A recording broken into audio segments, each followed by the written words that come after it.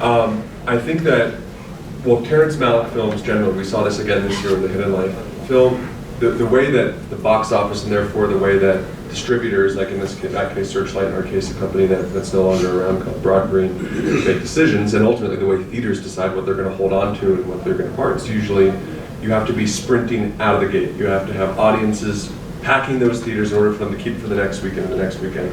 And a Terrence Malick movie, you know, and it sounds like you may be a similar type of a filmmaker where you may need a jog before a run and a run before a sprint. And so the traditional rules of the game of theatrical distribution, especially when you have millions and millions of dollars being spent, may not be the right distribution strategy for you, and may not be the right distribution strategy anymore for Terrence Malick. So I think ultimately in that case, when you have, you know, half of the Oscar-nominated actors in his film, which was the case with Night, a significant budget, then it was kind of destined for a certain distribution pattern, and there was really no turning back.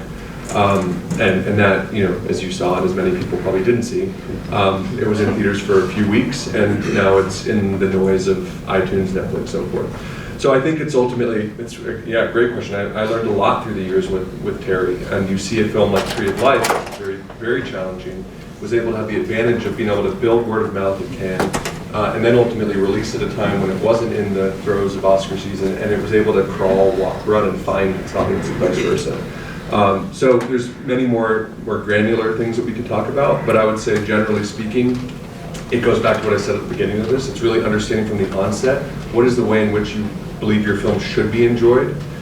Is it going to be a national release on opening night, or should it be? Probably not. If not, then how do you create a bespoke strategy that enables your film to find its footing? I want to add something to that, which is the theatrical model is drastically changing. So you can find a niche audience with streamers. You know, the Netflixes, the Amazons, they're looking for global content. We have a small film, it's actually a fairly large budget film shooting in Bangladesh, which is about the Bangladeshi civil war. We first got it, we were like, what do we do with this? But we attached a really talented director who did a crime series on Netflix, did huge numbers in India and Malaysia, put the financing together. It's going to be a huge war epic in Bangladesh. Will anybody see it over here? Probably not, but there will be an audience for it. And the only reason we have an audience for it is because we took that director from Netflix. Netflix believes in the project. So it's, I think nowadays you can find a niche audience if you're not solely focused on that big red carpet theatrical premiere, because the audience is just not there. So you got to meet the audience where they are. And where they are is they're sitting at home watching a stream and sitting on their phones. And that means that the reach for those distributors can be quantified, can be tallied, and these streamers can tell you, we might have a market for this here if we keep the budget low. So it's about, I think it's about knowing the analytics, knowing the audience, like Nick is saying, but then also being responsible with the budget and not thinking, I'm going to go shoot this for 20 million and this many people are going to see it.